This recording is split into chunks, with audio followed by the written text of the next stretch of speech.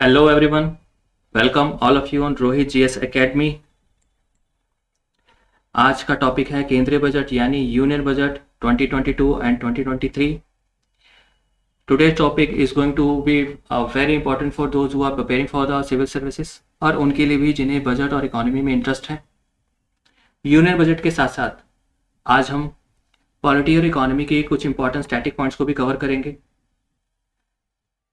आज की जो अप्रोच रहेगी वो प्रीलिम्स प्लस मेंस एक कॉम्प्रिहेंसिव अप्रोच के साथ इस टॉपिक को हम कवर करने वाले हैं।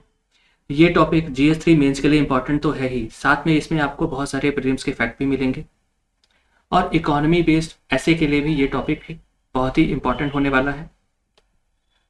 As you all know, the finance minister of India Nirmala Sitharaman ji ने 1 Feb 2022 को in the parliament budget present किया along with the budget speech.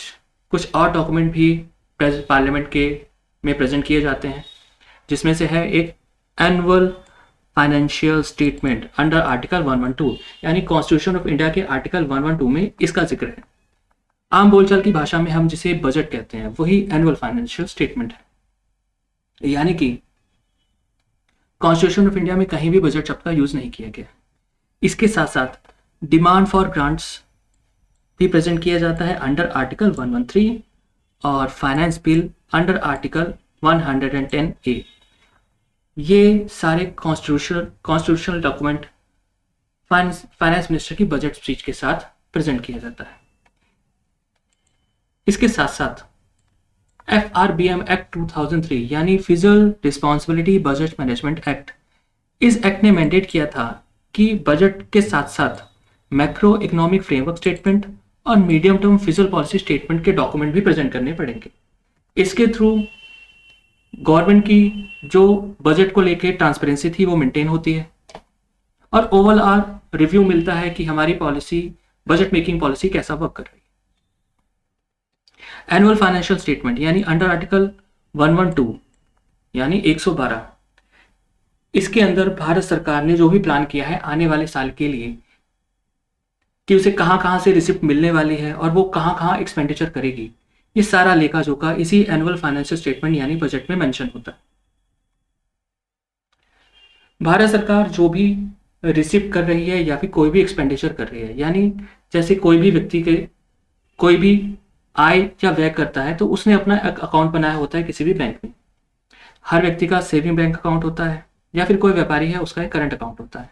वैसे ही भारत सरकार के भी कुछ अकाउंट है। सबसे इंपॉर्टेंट है कंसोलिडेटेड फंड ऑफ इंडिया, यानी कि भारत की संचित निधि। सेकंड है कंटिंजेंसी फंड ऑफ इंडिया, आकस्मिक निधि। और तीसरा है पब्लिक अकाउंट ऑफ इंडिया, लोक लेखा निधि। सबसे पहले बात हम करेंगे कंसोलिडेटेड फंड ऑफ इंडिया की। इसका एग्जिस्टेंस हमें मिलता है आर्टिकल 266 में। भारत सरकार को जो भी राजस्व प्राप्त हो रहा है लोन के माध्यम से, जो भी टैक्स के माध्यम से, या फिर भारत सरकार कुछ भी लोन रेज कर रही है, वो सारा का सारा पैसा जो भी भारत सरकार को किसी ना किसी स्रोत के माध्यम से मिलता है वो सारा का सारा पैसा इसी फंड में यानी कंसोलिडेटेड फंड ऑफ इंडिया संचित निधि में ही जाता है। और जब भी भारत सरकार अपना कुछ एक्सपेंडिचर करना चाहती है तो भारत सरकार को पैसा भी यहीं से लेना पड़ता है, लेकिन यहां से पैसा निकालने के लिए भारत सरकार को पहले पार्लियामेंट की अप्रूवल लेनी पड़ती है और इसी उद्देश्य से हर साल बजट रखा जाता है पार्लियामेंट के सदन में।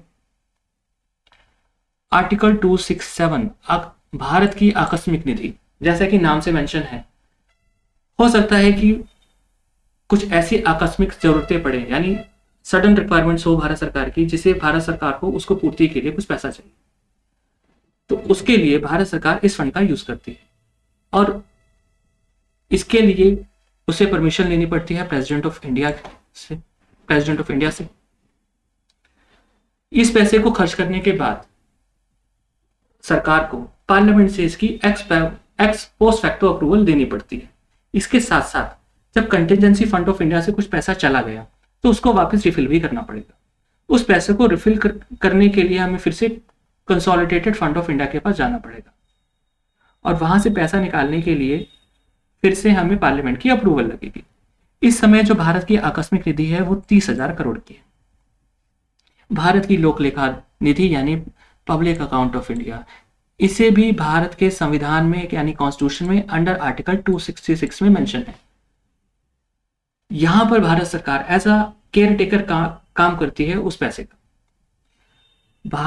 Provident fund, small saving collection और अन्य स्रोत के माध्यम से बहुत सा पैसा भारत के इस फंड में ट्रांसफर होता है, लेकिन भारत सरकार इस पैसे को कुछ स्पेसिफिक पर्पस के लिए यूज भी कर सकती है, जैसे कि रोड डेवलपमेंट, प्राइमरी एजुकेशन और अन्य। लेकिन भारत सरकार इस पैसे की ओनर नहीं, बाद में इस पैसे को इसके डिपॉजिटर को लौटाना ही पड़ता है। साथ के साथ यहां से पैसा निकालने के लिए भारत सरकार को पार्लियामेंट की कोई अप्रूवल की रिक्वायरमेंट नहीं है। लेकिन अगर कंसोलिडेटेड फंड ऑफ इंडिया से कुछ पैसा अगर भारत सरकार सोचती है कि वो पब्लिक अकाउंट ऑफ इंडिया में रख ले, ताकि यहां से उसे रिक्वायरमेंट नहीं पड़ती अप्रूवल की, फिर भी उस ट्रांसफर के लिए भी अप्रूवल लेनी पड़ेगी। यानी कंसोलिडेटेड फंड ऑफ इंडिया से कुछ भी पैसा निकले उसके लिए भारत सरकार को पार्लियामेंट की अप्रूवल लेनी ही पड़ती है। एनुअल फाइनेंशियल स्टेटमेंट यानी बजट के साथ साथ एक स्पेसिफिक टर्मिनोलॉजी यहां पर जो देखें तो वो होती है charge on consolidated fund of India. यानी ये इसमें आने वाला एक्सपेंडिचर एनुअल फाइनेंशियल स्टेटमेंट यानी बजट में मेंशन तो होता है, लेकिन उसके अगेंस्ट लोकसभा में वोटिंग नहीं हो सकती।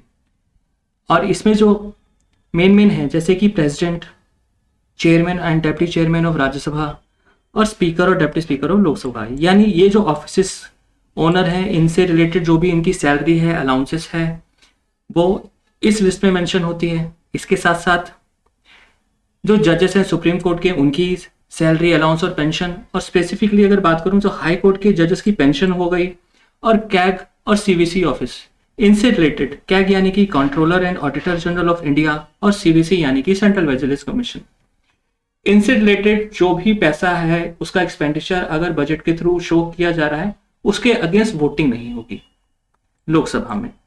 ये पैसा जो भी है वो कंसोलिडेटेड फंड ऑफ इंडिया के थ्रू ही दिया जा रहा है। इसके साथ साथ भारत सरकार ने कुछ अगर लोन लिया है तो उसका इंटरेस्ट या उनके लोन का रीपेमेंट या कोर्ट के आदेश को पारित करवाने के लिए जो भी पेमेंट किया जा रहा है वो भी इस लिस्ट में कवर किया जाता है। नेक्स्ट है जो भारत का बजट है उसे दो भाग में विभाजित किया गया है, जैसे कि रेवेन्यू बजट और कैपिटल बजट। अब रेवेन्यू बजट में देखें तो रेवेन्यू बजट को फर्दर दो भागों में डिवाइड किया गया है, यानी रेवेन्यू रिसिप्ट्स और रेवेन्यू एक्सपेंडिचर। रेवेन्यू रिसिप्ट यानी कि राजस्व प्राप्तियां और रेवेन्यू एक्सपेंडिचर यानी कि राजस्व व्यय। अब रेवेन्यू रिसिप्ट भी दो तरह के हो सकते हैं, टैक्स रेवेन्यू और non tax revenue. Tax revenue मतलब कि भारत को जो भी पैसा टैक्स के माध्यम से रिसीव हो रहा है या ड्यूटी के माध्यम से रिसीव हो रहा है वो सारा पैसा टैक्स रेवेन्यू में काउंट होता है और वो भी एक तरह की राजस्व प्राप्ति हुई। इसके साथ साथ नॉन टैक्स रिसिप्ट होती है, जैसे कि भारत सरकार ने कहीं पर निवेश किया हुआ है और वहां से उन्हें इंटरेस्ट आ रहा है या डिविडेंड मिल रहा है, ये भी एक तरह की राजस्व प्राप्ति हुई। इसके साथ साथ भारत सरकार की बहुत सारी सर्विसेज पे फीस लगती है, वो पैसा भी एक तरह का नॉन टैक्स रिसिप्ट है। अब रेवेन्यू एक्सपेंडिचर की बात करें तो भारत सरकार या किसी भी सरकार के लिए रेवेन्यू एक्सपेंडिचर बहुत ही मैटर करता है। अब क्योंकि जितने भी सरकारी डिपार्टमेंट है वहां से रिलेटेड जो भी खर्चा है, वहां की जो सैलरी है वहां के ऑफिसर्स की, वो सारा का सारा रेवेन्यू एक्सपेंडिचर के माध्यम से दिया जाता है। इसके साथ साथ भारत सरकार अगर सब्सिडी देना चाहती है, ग्रांट देना चाहती है या फिर इंटरेस्ट पेमेंट कर रही है अपने किसी उधार पर, तो वो सारा का सारा रेवेन्यू एक्सपेंडिचर में भी काउंट होगा। इसके साथ साथ वो सारा पैसा जो एक्सपेंडिचर यानी व्यय तो किया जा रहा है, लेकिन उसके बदले में किसी तरह की एसेट नहीं बन रही है, यानी कोई संपत्ति का निर्माण नहीं हो रहा है, वो सारा का सारा एक्सपेंडिचर आमतौर पर राजस्व व्यय यानी कि रेवेन्यू एक्सपेंडिचर कहा जाता है। इसके साथ साथ एक बहुत ही इंपॉर्टेंट पॉइंट है कि अगर भारत सरकार कुछ ग्रांट देती है स्टेट गवर्नमेंट को या यूनियन टेरिटरीज को या किसी अन्य पार्टी को, अगर उस ग्रांट के माध्यम से किसी भी तरह का कैपिटल एसेट का निर्माण हो रहा है तो भी उसे रेवेन्यू एक्सपेंडिचर ही कहा जाएगा। यानी कि भारत सरकार ने मान लो उत्तर प्रदेश को कुछ पैसा दिया और उस उत्तर प्रदेश ने उस पैसे के माध्यम से कुछ एसेट क्रिएट की, कैपिटल एसेट क्रिएट की, लेकिन फिर भी इसे रेवेन्यू एक्सपेंडिचर ही काउंट किया जाएगा। और इस बार का जो बजट है उसमें बहुत ही बल दिया गया है, बहुत ही जोर दिया गया है कैपिटल एक्सपेंडिचर पर। आगे बात करते हैं कैपिटल बजट की। कैपिटल बजट को भी दो भागों में विभाजित किया गया है, यानी कैपिटल रिसिप्ट और कैपिटल पेमेंट। कैपिटल रिसिप्ट में जैसे कि बात करते हैं, भारत सरकार अगर कुछ लोन उठाती है मार्केट से, या फिर वो अपनी ट्रेजरी बिल के माध्यम से कुछ पैसा बोरो करती है, फॉरेन गवर्नमेंट से या फॉरेन की कुछ संस्थाओं के माध्यम से भी वो लोन रिसीव करती है, तो ये सारा का सारा पैसा एक तरह की कैपिटल रिसिप्ट है, यानी पूंजीगत प्राप्तियां। डिस इन्वेस्टमेंट के माध्यम से भी जो पैसा आता है वो भी कैपिटल रिसिप्ट में काउंट होता है। डिस इन्वेस्टमेंट मतलब कि जैसे कि भारत सरकार की कुछ पीएसयू है, यानी पब्लिक सेक्टर अंडरटेकिंग्स, उसमें महारत्न नवरत्न कंपनियां आती हैं, जैसे कि इंडियन ऑयल कंपनी है। अब वहां से भारत सरकार अपना 10% शेयर बेच दे, वहां से जो पैसा आया वो भी एक तरह का कैपिटल रिसिप्ट हुआ। डिस इन्वेस्टमेंट के साथ साथ एक और शब्द होता है, आपने सुना होगा, स्ट्रैटेजिक डिसइन्वेस्टमेंट। स्ट्रैटेजिक डिसइन्वेस्टमेंट में भारत सरकार ओनरशिप भी प्राइवेट बॉडीज को ट्रांसफर कर सकती है। अब बात करते हैं recovery of loan from state and union territory. Bharat सरकार ने जो भी लोन दिया है स्टेट और यूनियन टेरिटरीज को, वो उसकी रिकवरी भी जो आती है वो भी कैपिटल रिसिप्ट में काउंट होती है। फर्दर है capital payment consist capital expenditure. कौन कौन सा कैपिटल एक्सपेंडिचर है? भारत सरकार जिस पैसे को स्पेंड करके किसी तरह का एसेट क्रिएट करती है, चाहे वो लैंड हो, बिल्डिंग हो, मशीनरी हो, इक्विपमेंट हो, या फिर भारत सरकार किसी शेयर में निवेश करती है, इन्वेस्ट करती है। इसके साथ साथ अगर भारत सरकार लोन देती है या ग्रांट देती है किसी अन्य राज्य को, किसी अन्य बॉडी को या किसी अन्य टेरिटरी को, तो सारा का सारा खर्चा एक तरह का कैपिटल एक्सपेंडिचर कहा जाता है। अब इस ग्राफ के माध्यम से देखें तो यहाँ पर रेवेन्यू रिसिप्ट्स हैं और यहाँ पर कैपिटल रिसिप्ट है, यानी राजस्व प्राप्तियां और पूंजीगत प्राप्तियां। राजस्व प्राप्तियां देखेंगे तो 2020-21 से लेकर 2022-23 तक ग्रेजुअली इंक्रीज कर रही है, लेकिन कैपिटल रिसिप्ट 2020-21 के बाद इसमें काफी ज्यादा गिरावट आई है। अब यहां देखते हैं रेवेन्यू एक्सपेंडिचर और इफेक्टिव कैपिटल एक्सपेंडिचर। भारत का जो रेवेन्यू एक्सपेंडिचर है वो ग्रेजुअली इंक्रीज किया है, लेकिन भारत ने इस बार विशेष जोर दिया है कि वो अपने कैपिटल एक्सपेंडिचर के थ्रू मार्केट में जो रिसेशन आया है, इकोनॉमी में जो स्टैग्नेंसी आई है, उसको दूर कर सके। और इसी के लिए भारत ने इस बार कैपिटल एक्सपेंडिचर को बढ़ाया है, और इस बार जो कैपिटल एक्सपेंडिचर है वो है 10.67। ये सिर्फ कैपिटल एक्सपेंडिचर नहीं है, ये है इफेक्टिव कैपिटल एक्सपेंडिचर। देखिए यहाँ तो बात हो रही है रेवेन्यू एक्सपेंडिचर की, बट यहाँ पर भारत सरकार ने मेंशन किया है इफेक्टिव कैपिटल एक्सपेंडिचर। अब इफेक्टिव कैपिटल एक्सपेंडिचर का मतलब क्या है? जैसे कि मैंने अभी आपको पहले बताया था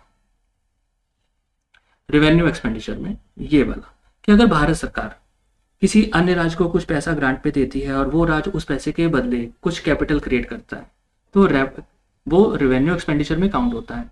लेकिन अगर यही पैसा को कैपिटल एक्सपेंडिचर में काउंट कर लिया जाए तो ये इफेक्टिव कैपिटल एक्सपेंडिचर कहा जाता है, यानी ये जो डाटा है ये इफेक्टिव कैपिटल एक्सपेंडिचर का है।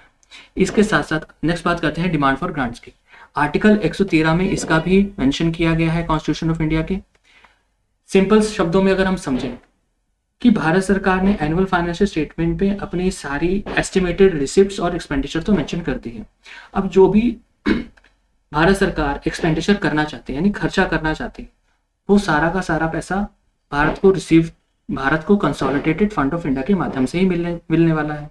और अगर कोई भी पैसा कंसोलिडेटेड फंड ऑफ इंडिया से निकलेगा तो उसके लिए लोकसभा या कहें संसद की अप्रूवल भी चाहिए। तो डिमांड ऑफ ग्रांट्स उसी अप्रूवल को देता है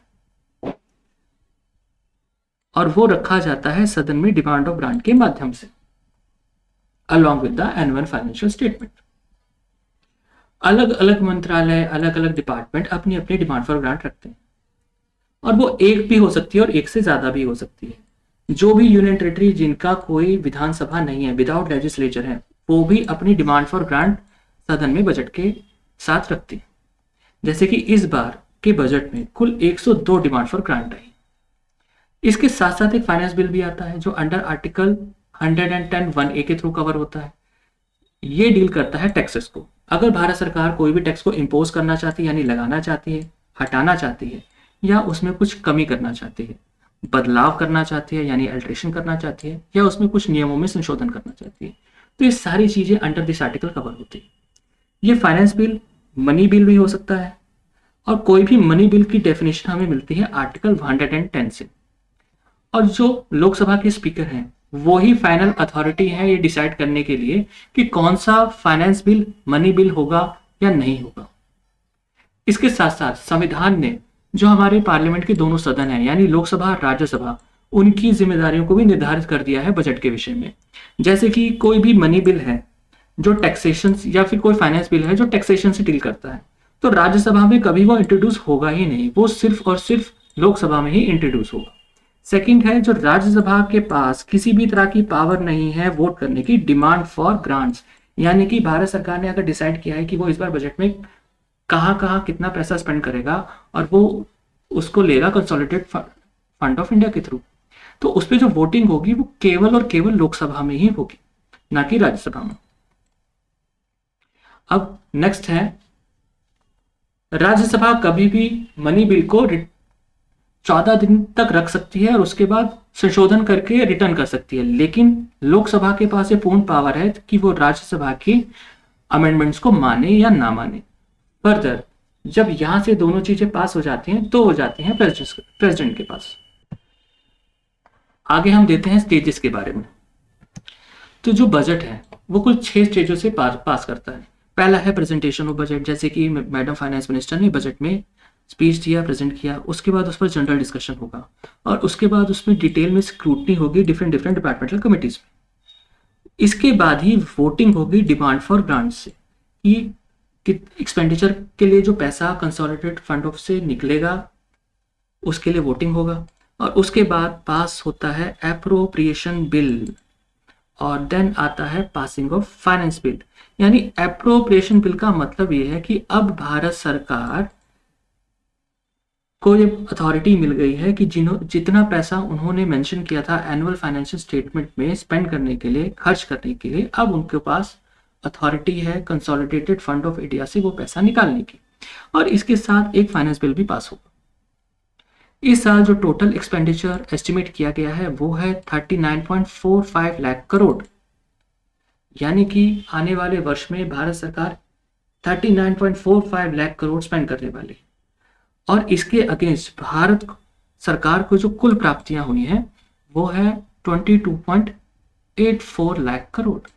अब देखिए इसमें बहुत ही बड़ा डिफरेंस है, यानी भारत को कुल 22.84 लाख करोड़ ही मिला है। ये बीच के डिफरेंस को पूरा करने के लिए ही भारत सरकार को बोरोविंग करनी पड़ती है, यानी कुछ उधार लेना पड़ता है या डिसइन्वेस्टमेंट करना पड़ता है, और इसी वजह से जो राजकोषीय घाटा यानी जो फिजिकल डेफिसिट है इस वर्ष का वो है 6.4% ऑफ जीडीपी। ये है रुपीज कम फ्रॉम। तो ये जो ग्राफ, इसके माध्यम से हम समझेंगे पैसा आ कहां से रहा है। सबसे ज्यादा यानी 35% पैसा बोरोविंग एंड लायबिलिटीज के माध्यम से ही आ रहा है, यानी भारत जो कुल पैसा की देन उधारी है उसके माध्यम से 35% पैसा भारत सरकार को मिल रहा है। उसके बाद जो नंबर 2 पे है वो है जीएसटी 16%। 16% पैसा भारत को जीएसटी यानी इनडायरेक्ट टैक्स के माध्यम से मिल रहा है, और उसके बाद 15% पर है इनकम टैक्स और कॉर्पोरेशन टैक्स। अब रुपीज गोज टू, पैसा जा कहाँ रहा है, यानी जो पैसा आया उसका एक्सपेंडिचर कहाँ हो रहा है, तो इसमें भी सबसे बड़ा हिस्सा है 20% के साथ इंटरेस्ट पेमेंट। भारत ने इतना सारा जो लोन लिया है, उधारी ली है, उसके ब्याज के भुगतान पर ही 20% पैसा जा रहा है। अब 17% पैसा जा रहा है स्टेट के share of tax and duty. 15 finance commission ने अराउंड 42% हिस्से बताया है टोटल टैक्स का जो स्टेट को भुगतान किया जाएगा, और कुछ अदर सेटलमेंट्स हैं वो है 10% की अकॉर्डिंग टू फाइनेंस कमीशन के आने के बाद। अब उसके बाद जो बचता है वो है सबसे बड़ा सेंट्रल सेक्टर स्कीम, जहां पर 15% पैसा लगाया एक्सपेंडिचर पे किया जा रहा है, और सेंट्रल स्पॉन्सर्ड स्कीम पर भी 9% पैसा स्पेंड किया जा रहा है। सब्सिडी पे हम खर्च कर रहे हैं 8% और डिफेंस पे हम खर्च कर रहे हैं 8%। अब ये है ट्रेंड्स इन डेफिसिट, यानी डेफिसिट का ट्रेंड्स। 2020-21 में जो फिजिकल डेफिसिट था वो था 9.2% ऑफ जीडीपी, जो अभी है इस साल एस्टिमेट किया गया है 6.4% ऑफ जीपीटी। और ये जो ग्रोथ, ये जो डाउनवर्ड फ्लो आया है ट्रेंड में, ये बहुत ही अच्छा है फिजिकल कंसोलिडेशन के लिए, क्योंकि हर देश की एक जिम्मेदारी बनती है कि वो अपने फिजिकल डेफिशिएट को, यानी जो घाटा है उसको कम कर पाए। इसके साथ साथ बहुत ही इंपॉर्टेंट है ये समझना यहाँ पर प्राइमरी डेफिशिएट को भी। प्राइमरी डेफिशिएट का मतलब क्या है? टोटल रिसिप्ट और टोटल एक्सपेंडिचर में जो डिफरेंस आता है उसको पूरा करने के लिए ही जो पैसा बोरोविंग किया जाता है उसे ही कहा जाता है राजकोषीय घाटा। लेकिन इस बार जो बजट प्रेजेंट किया गया है, इससे पहले भी जो बजट आए हैं या इससे पहले भी जितने भी बजट आए हैं उनमें भी सरकार ने कहीं ना कहीं कोई ना कोई बोरोविंग की थी जिसपे इंटरेस्ट पेमेंट किया जा रहा है। अगर हम पुरानी देनदारियों को हटा दें तो उसके बाद जो बचता है वो होता है प्राइमरी डेफिसिट, यानी कि इस बार हमें अराउंड 2.8% ऑफ जीडीपी इतने पैसे को मैनेज करना पड़ेगा। बाकी सब तो पुरानी देनदारियां हैं। इसीलिए रुपीज गोस टू में अगर आप देखें तो इंटरेस्ट पेमेंट 20% था, जो कि बहुत ज्यादा है। और ये इस गैप को भी यहां से आप क्लियरली समझ जाएंगे कि क्यों ये ज्यादा है। अभी फाइनेंस मिनिस्टर ने लास्ट ईयर भी कहा था कि वो ग्रेजुअली अपने फिजिकल डेफिसिट को कम करेंगे और 2025-26 तक आते आते ये अराउंड 4.5% तक लेकर जाएंगे। 15 फाइनेंस कमीशन ने जो स्टेट है उनको परमिशन दे दिया है कि वो भी अब अपने बजट में, यानी अपने बजट का 4% ऑफ जीएसटीपी यानी ग्रोस स्टेट डोमेस्टिक प्रोडक्ट, अपने ग्रोस स्टेट डोमेस्टिक प्रोडक्ट का कोई भी स्टेट 4% तक फिजिकल डेफिसिट कर सकता है अपने खर्चों को पूरा करने के लिए, जिसमें से 0.45% मैंडेटरी है कि उन्हें पावर सेक्टर रिफॉर्म्स के लिए ही वो ले सकता है। इसके साथ साथ भारत सरकार ने एक स्कीम रन की है जिसका नाम है scheme for financial assistant to state for capital investment, यानी कि भारत सरकार अब राज्य सरकारों को सहयोग करेगी ताकि वो अपने अपने स्टेट में कैपिटल इन्वेस्टमेंट के लिए व्यय करें, एक्सपेंडिचर करें, खर्चा करें, ताकि वो अपने अपने लिए एसेट तो मेंटेन करें ही, साथ के साथ एक प्रॉपर एम्प्लॉयमेंट भी जनरेट करें अपनी अपनी स्टेट में। और ये बहुत ही सुंदर उदाहरण होगा कोऑपरेटिव फेडरलिज्म में। कोऑपरेटिव फेडरलिज्म में सेंटर और स्टेट का एक हॉरिजॉन्टल रिलेशनशिप होता है, और इसके ठीक उलट कॉम्पिटिटिव फेडरलिज्म में सेंटर और स्टेट का हमेशा वर्टिकल रिलेशनशिप होता है। यह है फाइनेंसिंग ऑफ इन्वेस्टमेंट। जैसे कि मैंने पहले कहा था कि भारत सरकार ने इस बार बहुत ही ज़्यादा प्रायोरिटाइज किया है अपने कैपिटल एक्सपेंडिचर को। थ्रू दिस ग्राफ आप अगर समझें कि जो टोटल एक्सपेंडिचर की अगर परसेंटेज के अगेंस्ट हम देखें तो जो कैपिटल एक्सपेंडिचर है उसमें काफ़ी बड़ा उछाल आया है अगर हम कंपैरिजन करें रेवेन्यू एक्सपेंडिचर से। ये जो भारत इन्वेस्ट कर रहा है मार्केट में, इसे कहा जाता है पंप प्राइमिंग। अब ये पंप प्राइमिंग क्या है? अगर भारत सरकार वर्चुअस साइकिल ऑफ इन्वेस्टमेंट को मेंटेन करना चाहती है मार्केट में, तो उसके लिए पंप प्राइमिंग बहुत ही इंपॉर्टेंट है। पंप प्राइमिंग के माध्यम से कोई भी इकोनॉमी जो किसी रिसेशन की वजह से स्टैग्नेंट हो गई है तो उसको फिर से बूस्ट करने के लिए वहाँ की सरकार कुछ पैसा मार्केट में इनफ्लो करती है in the form of liquidity, जो बाद में प्रमोट करता है अदर सेक्टर्स को ग्रो करने के लिए, जिसकी वजह से डिमांड क्रिएट होती है। और इस डिमांड को फुलफिल करने के लिए प्राइवेट सेक्टर फर्दर आगे आता है और इन्वेस्टमेंट क्रिएट होती है। पंप प्राइमिंग के थ्रू ही आगे जब इन्वेस्टमेंट ग्रो करेगी तो बहुत सी रिक्रूटमेंट होगी, बहुत से लोगों को रोजगार मिलेगा, और अल्टीमेटली ये किसी भी इकोनॉमी के लिए बहुत ही अच्छा है, बहुत ही इंपॉर्टेंट है। और भारत सरकार ने कैपिटल एक्सपेंडिचर के थ्रू ही ये पंप प्राइमिंग को सूटेबल समझा, क्योंकि कैपिटल एक्सपेंडिचर के थ्रू जो पैसे का इनफ्लो होगा वो लॉन्ग टर्म तक रहेगा। फर्दर है जो कैपिटल इन्वेस्टमेंट भारत सरकार कर रही है, ये फर्दर एक स्पीडी और सस्टेन्ड इकोनॉमी के रिवाइवल में बहुत ही सहयोग देने वाला है, क्योंकि ये क्रिएट करता है मल्टीप्लायर इफेक्ट। मिस्टर खान ने इन 1930 कहा था कि कोई भी एक एम्प्लॉयमेंट फर्दर कई एम्प्लॉयमेंट को जनरेट करती है, और बाद में जॉन की ने इन्वेस्टमेंट में ये कहा था कि एक इन्वेस्टमेंट फर्दर कई इन्वेस्टमेंट को सपोर्ट करता है। तो वैसे ही आज के समय जो भारत सरकार पंप प्राइमिंग के थ्रू मार्केट में जो पैसा इनफ्लो कर रहा है थ्रू द कैपिटल इन्वेस्टमेंट। इससे एक फायदा तो यह है कि भारत सरकार की इससे एसेट तो बिल्ड होगी ही, साथ के साथ इस मल्टीप्लायर इफेक्ट की वजह से कई एम्प्लॉयमेंट जनरेट होगी। जो डिमांड क्रिएट हो रही है उसकी सप्लाई के लिए मैन्युफैक्चरिंग इनपुट देना पड़ेगा, लार्ज इंडस्ट्रीज को, एमएसएमईज को, प्रोफेशनल को सर्विस प्रोवाइड करनी पड़ेगी, और ये अल्टीमेटली फार्मर्स के एग्रीकल्चर इंफ्रास्ट्रक्चर को भी बहुत सपोर्ट करेगा। अगर हम ध्यान दें पब्लिक कैपिटल इन्वेस्टमेंट पे, तो भारत सरकार ने इस बार शार्पली रेज किया है अपने कैपिटल एक्सपेंडिचर को लास्ट ईयर की तुलना में, और वो 35.4% तक ये राइज किया गया है अगर कंपेयर करें लास्ट ईयर के स्पेंडिंग से।